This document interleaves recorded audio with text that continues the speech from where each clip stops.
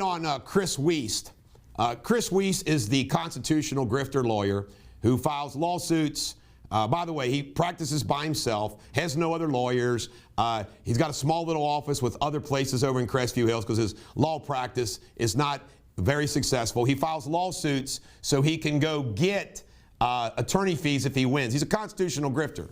And I was once professionally friends with him, and he has just been a total jerk to me and started this little war. But I want to give you an update.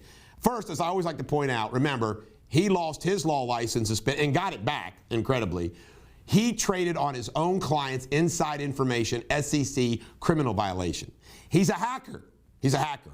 He got court-martialed, fought it to get some kind of a variation of it from the Air Force Academy for hacking. Remember, he refused to file lawsuits relative to the hospital healthcare workers because his wife worked at university at the time pushing the vax. And of course, he got vaxxed himself and sat behind the crowd rooting for St. Elizabeth Medical Center when we went there. Chris Wiest is a phony. But Chris Wiest is in legal peril, and let me explain why. First and foremost, I sued him for defamation for what he said relative to a trust I had. Judge Summey dismissed it. I filed a motion to reconsider and disqualify her. That case is far from over. Well, since that time, he then filed what's called a lis pendens in Kenton County against all my properties with absolutely no basis, so he's now been sued for slander of title.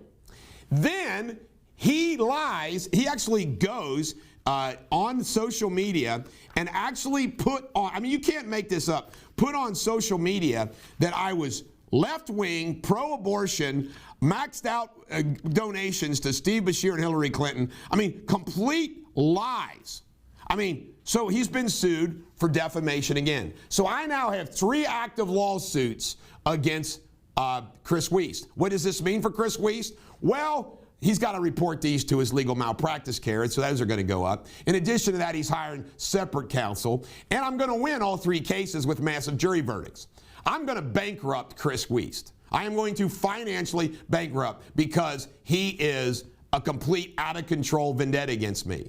Oh, and then what else is funny? I caught it all, didn't I, about Savannah Maddox? By the way, for all your Maddox supporters, I welcome your support, but did I not call it? So just think about Chris Wiest right now. Chris Wiest, sued 3 times by me, is an economic peril, and his candidate for governor dropped out. And you know what he actually posted yesterday?